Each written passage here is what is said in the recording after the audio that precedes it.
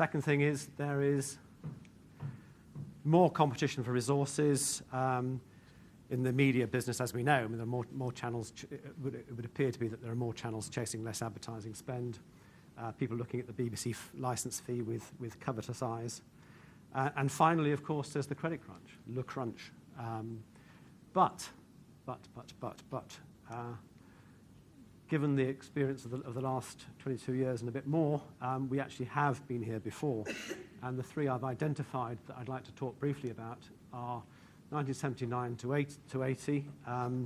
In those days, I was a recruitment consultant working for MSL and recruiting mechanical engineers, mainly for firms in the Midlands. And I remember well on the 1st of April 1979, I had 43 assignments at 9 o'clock in the morning.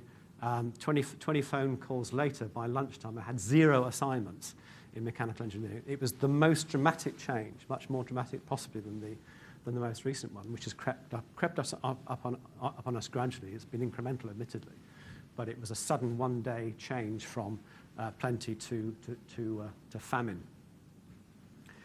The next one, which some of you will know a fair bit about, was 1989 to 92. This was pretty seminal in the sense that prior to about 1992, redundancy and going through the experience of redundancy held some kind of stigma. After 1992, so many good people came onto the job market and were seen by recruitment consultancies that the prevailing emotion when they met somebody who was redundant was there, but for the grace of God go I.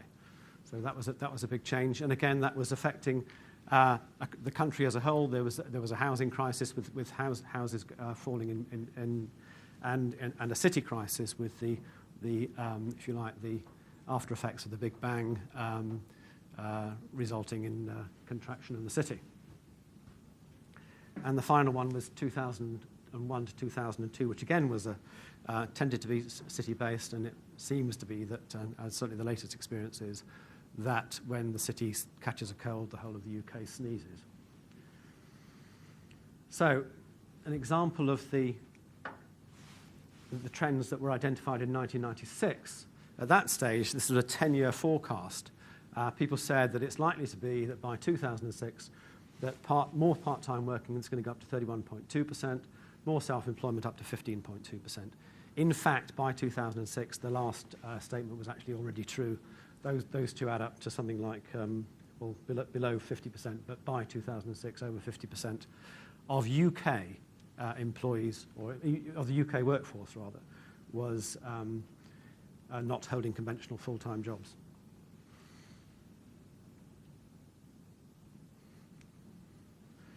What might be different, as it says there, is the extent and depth of the turnaround. And what I thought I would do today, by means of introduction to the Chiumento part of the seminar, would be to talk about the three groups of people, primarily the first two, which are individuals affected by it, individual job seekers, people made redundant, the survivors who are left behind, and the organisations themselves. But that's something that Dave was going to develop. So for individual job seekers, there's a quote from Robert Lineker. This is dated 1995. I think it's still true, increasingly true today. There is no such thing as a career path. It's crazy paving, and you lay it yourself. And what that fundamentally means is that the responsibility for career management is no longer in the hands of the organisation. That there's no cradle to grave. Even the oil companies who used to almost promise that no longer can guarantee you lifetime employment. Consequently, the responsibility kicks in very much to the part of the individual, and the implications of that for outplacement and for career management are substantial. So, to maximise their chances of success, job seekers need to do a number of things. The first thing is that they need to be as proficient at job change as they are in their own professions. As outplacement specialists, we find that certain groups of professionals find that easier than others. If you're dealing as an outplacement consultant with a marketing person, a lot of the concepts of self-marketing are very easily assimilated, and you find that within half an hour they're kind of 2 steps ahead of you. It's not quite the same with the finance people that we deal with. Second thing is to be informed of the full range of employment opportunities and the routes to finding them. I guess the major change in the last 10 years has been the use of the net in terms of the routes to finding out about jobs.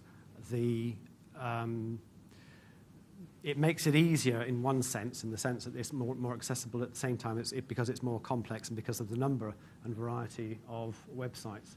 A guide is always a good idea. And finally, in a word, that people need to work upon their employability. It's going back to that responsibility. The questions that they need to ask as part of that employability are things like, what are my strengths? Which of these do I enjoy exercising? Which are most in demand? And again, you get conflicts. I've come away at lunchtime. I had a meeting with a client down in London who's a quite a senior and able COO with a city firm, and he is actually struggling with a dilemma at the moment because every single headhunter that he speaks to is saying to him, "We've got lots of jobs in compliance, and he's got a very good background in terms of corporate governance, but he's not a compliance person. He's more of a CEO, COO. But it's really a matter of you don't always have the choice to do the things that you want to do. It depends upon the market that's there. In terms of how you present those strengths, I mean, one of the things that Chiumento has done over the last 12 years is they have carried out, I think we're on our 4th CV survey that's just about to come out, in terms of informing people about the trends in CV design. I mean, a lot of the trends are very minor, but obviously how CVs are used, the use of emails and mobile phones is now almost de rigueur. That's been a big change, but we continually update our own knowledge about what are the key points about the types of emails we send on the CVs.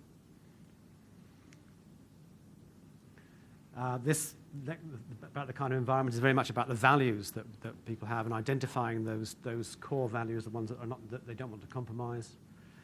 And finally, the complexity of the job market is reflected in the last point about the elements of the employment market.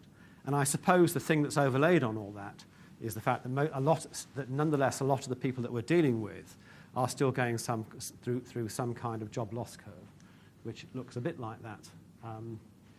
So looking at that, what you just to explain it very briefly, and again, it's the background to why outplacement people are used, because it does make it much more complex. On the vertical axis, you've got anxiety and activity.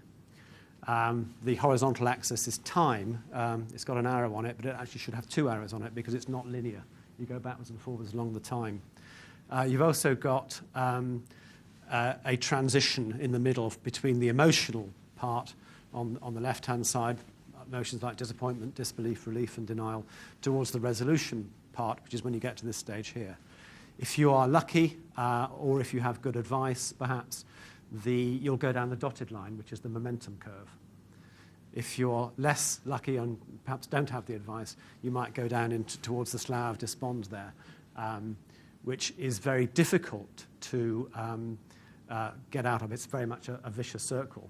If you do want to get out of it, by the way, the things that you do is that helps enormously is to know the pattern exists, to rebuild self-esteem, to know what to do, and to just do it, because in this field, action leads to motivation. So that's a bit of the background for the job seekers. We can have questions at the end, but if there's anything that comes up while I'm speaking and you want to either challenge or ask any questions about anything I've said, please feel free to pitch in. Right, for survivors. Again, survivors need to work on their employability. The difference again there is that they have an internal market as well as an external market to approach. So the first two are fairly straightforward in terms of the external market. Keep your CV up to date. Ideally work for firms that will give you the experience and the training that enhances your skills.